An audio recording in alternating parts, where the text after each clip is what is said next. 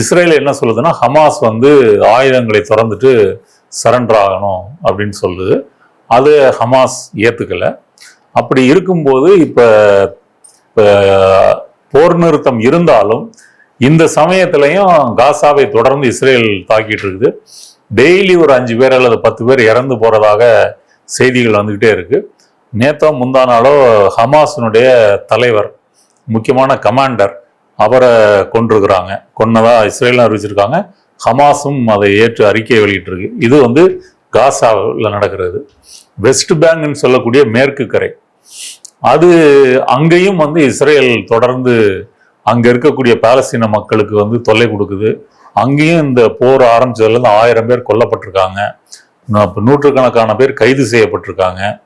West பேங்கை பொறுத்தவரையும் அந்த Jerusalem இருக்கு இல்லையா, ஈஸ்ட் ஜெருசேலம், அது பாலஸ்தீனர்கள் கையில் இருந்தது. அதை இவர்கள் கண்ட்ரோல் எடுத்துக்கிட்டு கடந்த வெள்ளிக்கிழமை டெத் டு அராப்ஸ் அப்படின்ற முழக்கத்தோட ஊர்வலம், யாரு, யூதர்கள், அது வந்து அங்க இருக்கக்கூடிய பாலஸ்தீன மக்களை அச்சுறுத்தும் விதமாக அந்த ஊர்வலத்தை நடத்தியிருக்காங்க. அதுக்கு அடுத்த நாள் வந்து பாலஸ்தீன மக்கள் 49ல் நக்பான்னு சொல்லக்கூடிய அந்த பேரழிவு நடவடிக்கை நடந்தது இல்லையா, அதாவது இஸ்ரேல் தோன்றுகிறது. இஸ்ரேல் தோன்றும் போது அங்க இருக்கக்கூடிய பாலஸ்தீன மக்களை அடிச்சு விரட்டுறாங்க. சொந்த மண்ணிலேயே அகதிகளாக வெளியேறியதை தான் அவர்கள் நக்மா அப்படின்னு சொல்றாங்க. அது பேரழிவு நடவடிக்கைன்னு பேரு.